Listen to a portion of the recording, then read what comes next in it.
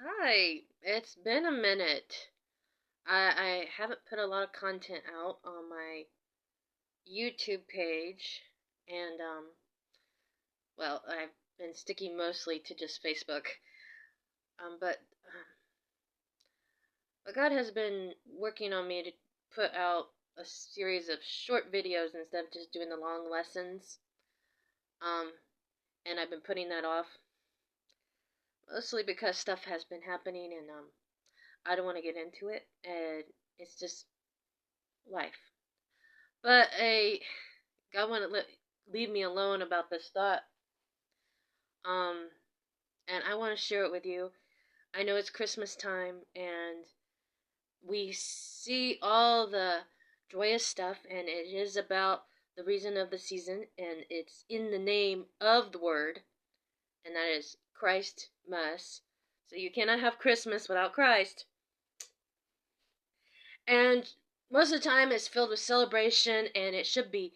It should be a joyous time that we get together and we celebrate the birth of Christ. However,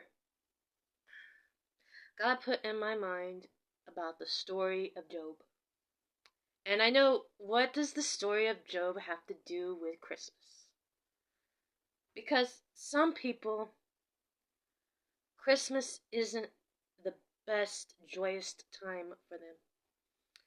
In the recent year, a lot of people have lost things.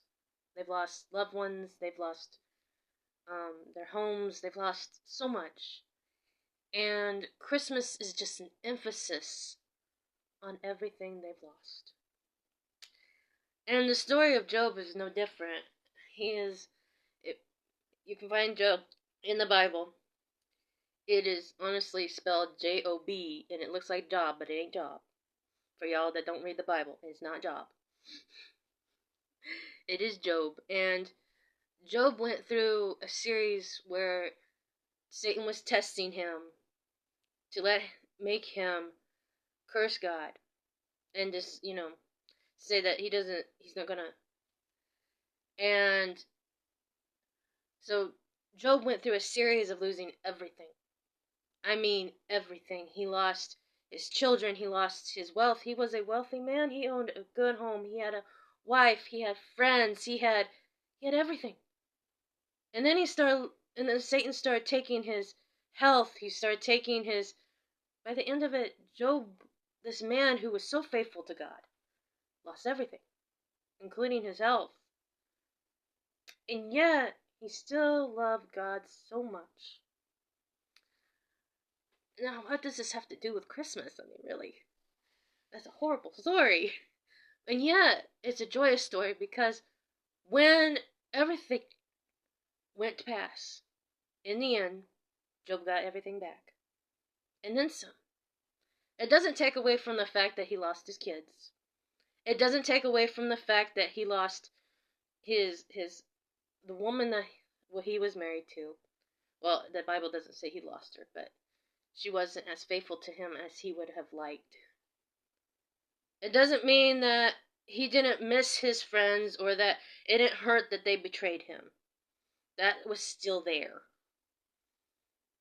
But in the end, God still delivered and gave him more than he could ever wish for. But this doesn't change the fact that it still hurt. And now we're going to go into why this is relevant for Christmas. I like to decorate outside for Christmas, and it's one of my things. And this year we had a giant windstorm. Well, not a giant windstorm. It was very windy, and we live out in the kind of prairie land. Nothing stops. Nothing stops the wind. So, and this was pretty bad. And I just put up my decorations. Took me two and a half weeks to put them up because we have been covered in snow for the last few weeks, and it was cold, and I didn't want to go out there. Okay, reasonable, right? So I finally got out there, put my decorations up. I got my nativity scene out. I got my Jesus, I got looking nice. I haven't put Joseph on a rod in the ground, metal rod, tied him to it so he wouldn't fall, because every year he falls. Next day, the wind kicks up. You already know where this story's going. Ruin all my decorations. Joseph went down. I told you, he was on rod. Joseph went down. Mary went down. My candy canes. The only thing, well, not everything went down. Okay, you know what I'm saying. The nativity was all messed up. But the only thing that stayed up was Jesus. Jesus never moved. In the storms of our lives, in what looks like devastation, Jesus never moves. I mean, I'm not saying that all of us are going through Job's problems.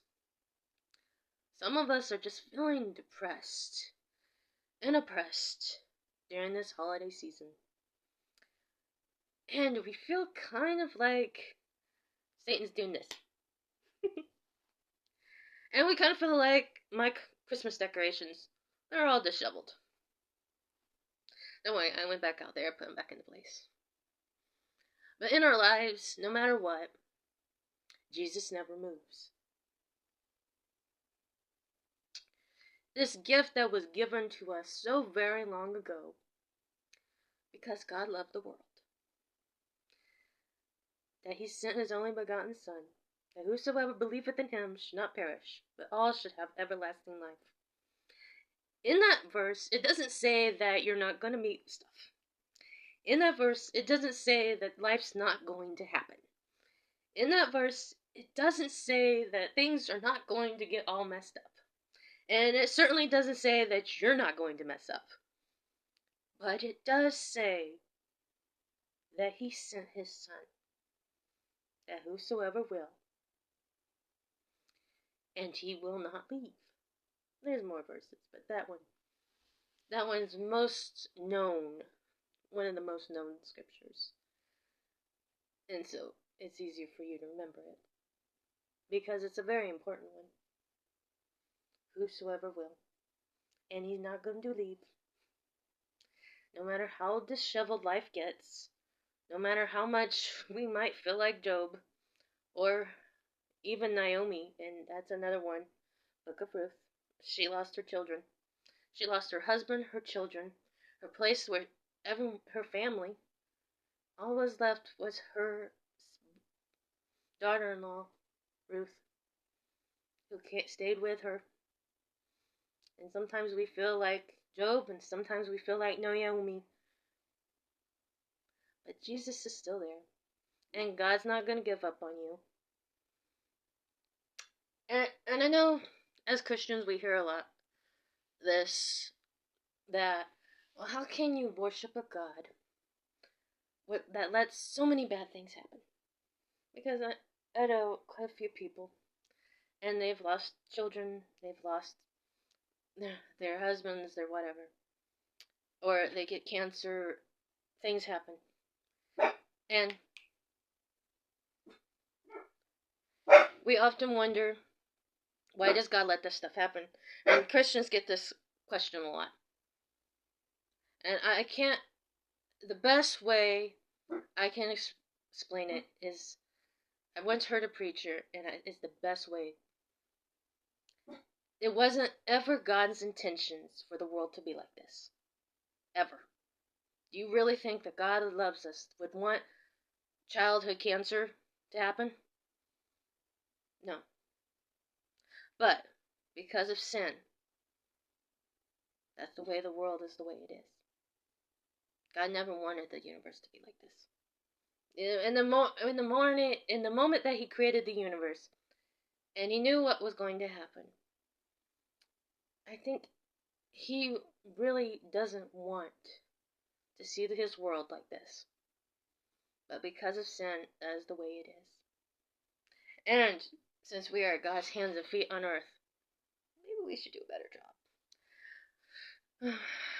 But if you feel like Job or you feel like Niomi, know that God's still there. And you're not alone. And even if you're just feeling depressed by the weight of everything, and I mean everything, believe me, nothing amplifies something going on in your life like a holiday. Know that you're not alone. And there's someone out there who loves you and cares about you.